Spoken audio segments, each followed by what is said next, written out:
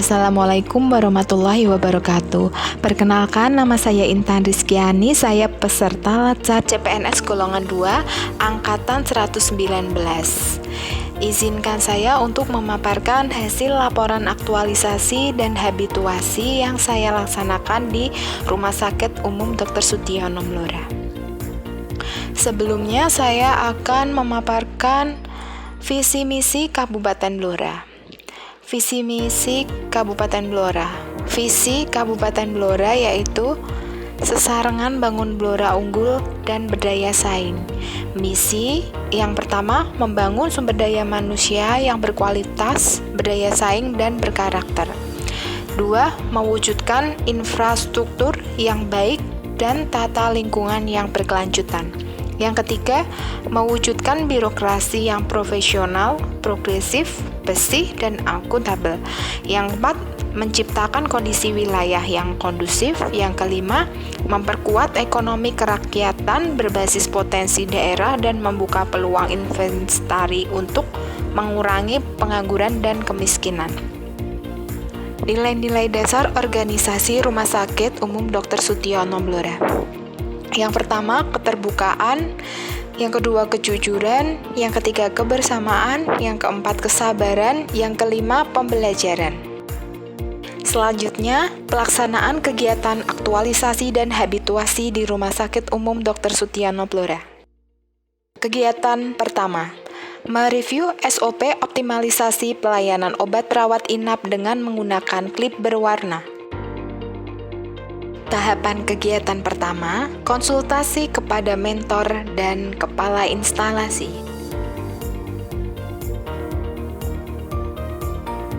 Tahapan kegiatan kedua, koordinasi dengan teman sejawat terkait dengan rencana pembuatan SOP. Tahapan kegiatan ketiga, mengumpulkan data pendukung pembuatan SOP. Tahapan kegiatan keempat, melaksanakan proses pembuatan draft SOP.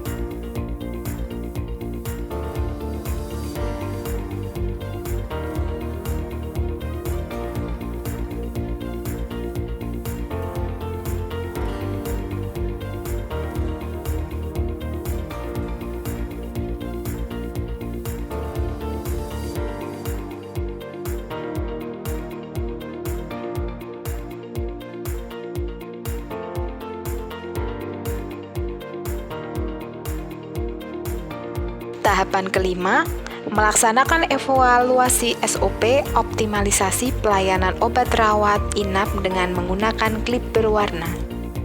Selanjutnya, kegiatan kedua, melaksanakan pengadaan klip obat berwarna hijau, kuning, biru untuk kemasan obat oral pasien rawat inap. Tahapan kegiatan pertama, yaitu konsultasi kepada kepala instalasi dan mentor.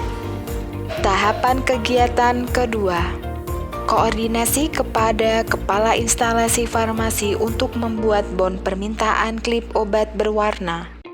Tahapan kegiatan ketiga, koordinasi dengan bagian umum kepegawaian untuk pengadaan klip obat berwarna. Tahapan kegiatan keempat, menyiapkan klip obat berwarna. Selanjutnya, kegiatan ketiga, membuat video stimulasi pelaksanaan pemberian obat oral pasien rawat inap dengan klip berwarna. Tahapan kegiatan pertama, membuat konsep video stimulasi pelaksanaan pelayanan. Tahapan kedua, konsultasi dengan teman sejawat terkait rencana pembuatan video stimulasi. Tahapan kegiatan ketiga, kegiatan dokumentasi pada saat penyiapan obat rawat inap menggunakan klip berwarna.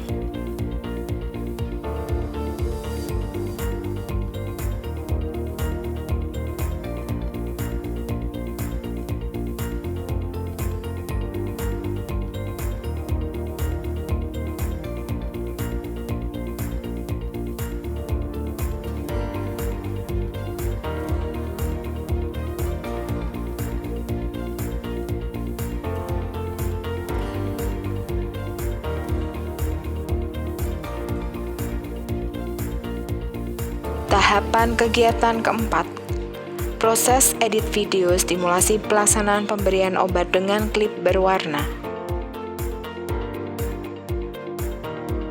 Selanjutnya, kegiatan keempat, membuat formulir resep obat atau CPO, catatan pemberian obat untuk pelayanan rawat inap. Tahapan kegiatan pertama, konsultasi dengan kepala instalasi farmasi terkait konsep pembuatan form resep. Tahapan kegiatan kedua, mencari data informasi form resep yang lama untuk membuat perubahan form resep yang baru. Tahapan kegiatan ketiga, melakukan proses edit perubahan form resep. Tahapan kegiatan keempat, melakukan proses cetak perubahan form resep. Selanjutnya, kegiatan kelima, membuat SOP retur obat dan alkes pasien rawat inap di instalasi farmasi. Tahapan kegiatan pertama, konsultasi dengan kepala instalasi farmasi untuk melakukan pembuatan draft SOP retur. Tahapan kegiatan kedua, melaksanakan koordinasi dengan teman sejawat terkait SOP retur. Tahapan kegiatan ketiga, membuat draft SOP retur obat dan alkes di instalasi farmasi. Tahapan kegiatan keempat, melakukan proses draft SOP menjadi SOP yang sudah disahkan oleh direktur. Yang terakhir, kegiatan keenam, melakukan kegiatan sosialisasi terkait adanya SOP pelayanan obat rawat inap dengan adanya klip berwarna, kemudian sosialisasi SOP retur, sosialisasi adanya form CPO catatan pemberian obat. Tahapan kegiatan pertama, konsultasi dan koordinasi kepada petugas UP untuk memakai aula sebagai tempat dilaksanakan kegiatan sosialisasi.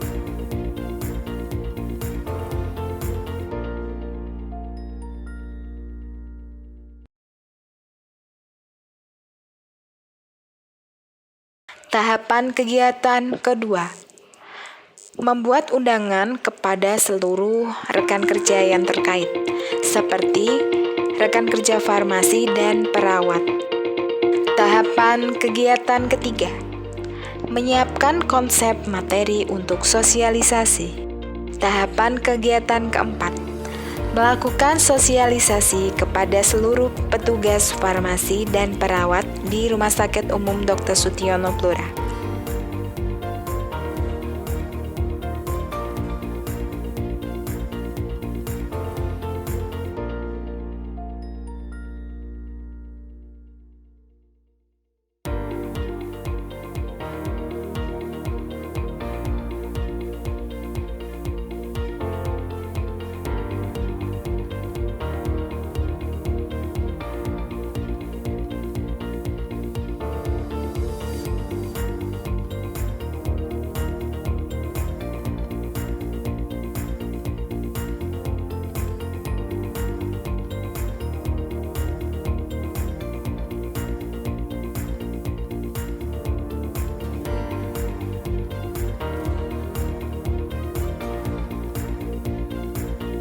Tahapan kegiatan kelima, melakukan evaluasi seluruh hasil kegiatan aktualisasi yang dilaksanakan di Rumah Sakit Umum Dr. Sutiono Blora.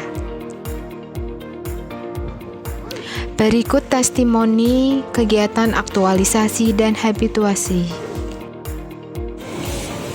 Mbak, menurut Mbak gimana dengan adanya perubahan klip yang biasa menjadi klip berwarna ini, Mbak? Ya.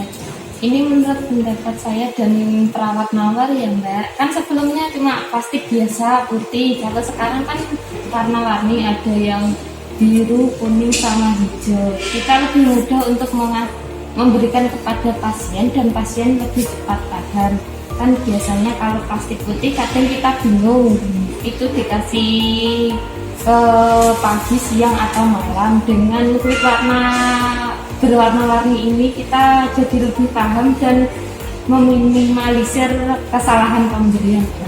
Ya, Mbak. Ya, makasih ya, Mbak ya. Iya. Pak, gimana setelah adanya CPO yang baru ini, menurut Bapak gimana? Ya, secara umum sebenarnya kita harus belajar lagi Mbak, karena kan sudah nyaman dengan yang lama tinggal masukkan. Nah sekarang ada lebih kompleks, tapi dengan adanya lebih kompleks justru memudahkan kita untuk memberikan obat ke pasien. Artinya kita tidak takut ada salah-salah dalam pemberian obat, walaupun awalnya agak sedikit rumit tapi endingnya lebih menguntungkan. Menurut Ibu gimana dengan kegiatan latsar saya dengan adanya klip berwarna ini?